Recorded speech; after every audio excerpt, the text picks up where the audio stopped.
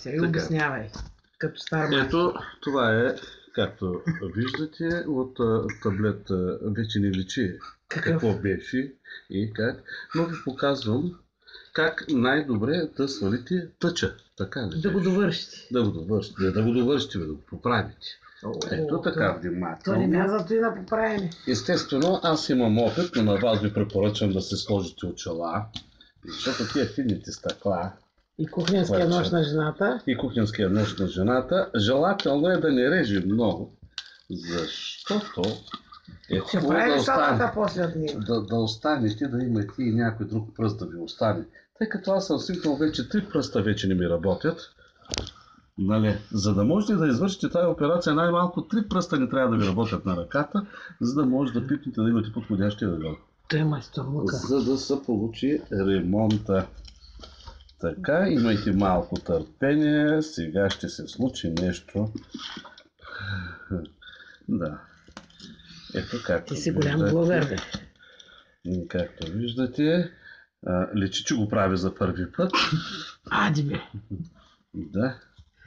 Ако излезе такава процедура, вече теб ще търсим. Не, да добият опит хората, които искат да се поправят в домашни условия, да се поправят таблета. След като изтръгнат платката. Но трябва да имат и подходящ познат. С 3 пръста. С 3 пръста. Виждате ли какво става тук? Добиваме опит. Таблета се оплаша. Нещо е такова трябваше да се получи още в начало, но не знам защо това стъкло не издържа. И се пукна. Тъче отиди. Да.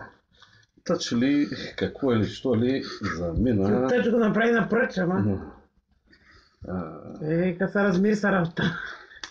Не дейте да се плашите, изглежда грубичко, но това е финна работа. Да, най-финните операции, които може да приложим.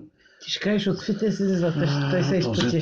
Да, има напрежение, няма как, защото това е доста финна работа. Не да оставиш с 3 пръста поне. Още 3 да имаш накрая. Препоръчвам, ако не сте пипали чук, да не се хващате с тази операция. Все пак трябва да сте малко или много професионалисти. Какъвто си ти? Да. Не правете това в кухнята. Препоръчвам. И мен ми се струва, че е за банята. За банята, бе. Много цапа. По-скоро за кенефа. Сега, виждате малко тук вече по-смело действам, защото тъй или иначе му се има путката лина и нищо не става от това. Но все пак решихме какво ви чака, ако решите да бръкнете в екрана на таблета. Да се правите майстори. Ако нямате пари да го дадете и МТЛ не ви го приеме, това между другото е благодарение на гадния грозен МТЛ, който не ми прие гаранцията на таблета. На МТЛ да видят как се прави ремонт. Да видят те, само те ли могат. И той е уред с гаранция все пак. Да, и това е уред с гаранция, още му изплащам парите. На изплащане. Още не изплатен пак. Този хубав таблет. Така, виждате, все още настоявам, пък и то не се дава. Действам вече по-наедро. По-наедро, не се плашете. Но това не е тъче. За снимка, като стана това не е всичко, между другото. Това е само... Тук няма течни кристали, бе. Ти си голям майстор. Това е най-обикновено стъкло. Да. Не се плашете, още нищо не сме направили. Фрапиращо така, което да не може да бъде поправено. Но тук виждам, много малко щети съм нанесъл. Така някой друга качили ламаринга съм поскъсал, но не е проблем за нас. Ние българите ги обичаме тия работи. Тия предизвикателства. То китайци са го правили, кой искаш? Китайците са го правили, но МТЛ не вижда сметката. МТЛ са мошенници. Да. Ето. Вместо да кажат, развалихте един, получавате 2. Го приеха. Да. Виж колко лесна процедура е. Ето, какво толкова се иска?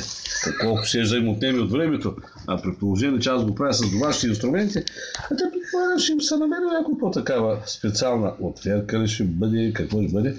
Не мога да го измисля какъв трябва да е инструмента тук. Тъй. Защото си майстор. Да, понеже съм професионалист, да ви кажа, че тия умения съм ги добил с 10 кг чук. Да, или има и от брадвата. И от брадвата. Тази година ми се случи така по-мека зима. 2 пъти съм взимал по 10 кубика дърва. И момент, потърпете. Да. Още малко потърпете. Още малко. Сега ще дойдем на финала. Така. Вие само малко поизчакайте. Ето финални щрихи. Сега и някой стъкалце да влезе, то се заслужава и благославяйте им тела, ако ви се случи да ви се напълнят пръстите с финни нежни стъкалца. Това е начина. Това е начина. Друг начин няма. Така. Ето, господа, най-накрая заветното отлепяне на това какво е екран ли е. Имам един специалист до мене тук, Дисплей. който остана до края, имаше търпението до края да ми гледа сира и да види как става ваденето на... Достигнахме до номера на дисплея успешно. Благодаря ви за вниманието. Ако има нещо, което не сте разбрали, Пак питайте, опитайте, ще си оставя адрес, номер на телефона и така нататък. Но нали ви казвам преди това, трябва да потренирате малко с 10 кг чук. Това беше от мене, Георги Махалов.